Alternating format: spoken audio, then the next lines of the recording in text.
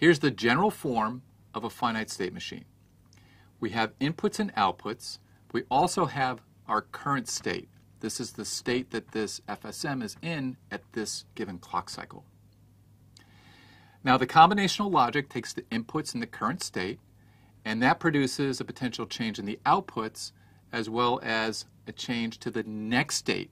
This is the next state that we're going to move to in our finite state machine. Then on the rising edge of the clock, the triggering edge, that next state becomes the current state. Now we've progressed from one state to another. Now there are two types of finite state machines. The first is called a Moore machine. Now with a Moore machine, the outputs depend only on the current state. Let's look at a diagram. Now I've broken up the combinational logic into the output combinational logic and the next state combinational logic. Now what you'll notice about the output combinational logic, that the inputs to that block are only the current state. So the outputs only change when the state changes. Now the next state changes as a function of the inputs as well as the current state. So the outputs depend only on the current state value in a Moore machine. The other type of FSM is a Mealy machine.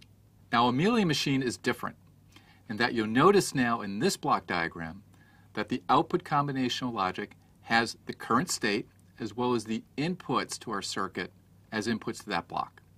And so the outputs depend on the input values and the current state values. Now there are pluses and minuses of both of these types of machines. We're going to focus on Moore machines in this course.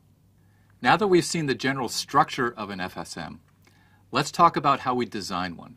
The first step, and this is a very important step, is we need to understand what we're supposed to do. What's the problem statement? And that can take some back and forth with the person who's designing it, or perhaps you're designing this and then you have a question about, well, what if I have this combination of inputs? What should happen? So you have to have a clear description of the problem statement and what the inputs and the outputs are to the circuit. Once you've done that, the second step is to identify the states that you need and to create a high-level abstraction of this finite state machine called the state diagram. From the state diagram, you can then determine the number of required D flip-flops to hold the state. At that point, you implement the combinational logic for the outputs in the next state. You can tie that all together with your D flip-flops. Finally, a very important step is to simulate the circuit to test its operation. It's very rare that you take a complex FSM and it works right the first time. It's often easy to make mistakes, so you have to simulate to make sure that it's functionally correct, it's operating the way that you specified. Let's assume that you understand the problem statement and the inputs and outputs and move on to the state diagram. A state diagram is a visual specification of an FSM. It's an abstract diagram. It doesn't show circuits or anything like that. It gives you a high-level view of what you're trying to design. Now an FSM has a bubble, has a circle for every state, and it has arcs between these states that shows the transitions. And we put the input values on the arcs, and the output values can go in one of two places. For a Moore machine, we put them within the bubbles, within the states, because remember with a Moore machine, the output depends only on the current state. So we put those inside those state bubbles.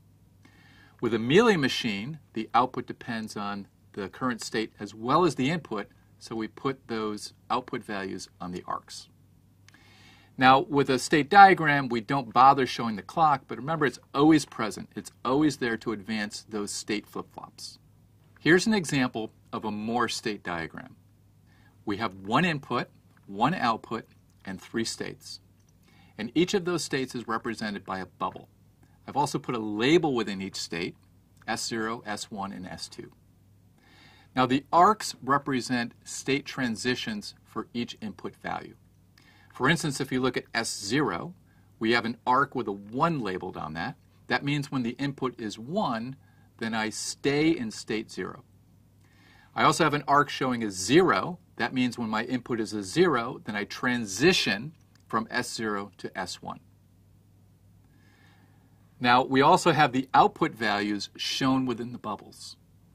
So for S0, my output is 0. Also for S1 it's 0, but for S2 my output is a 1. Now I've also shown this arc with reset.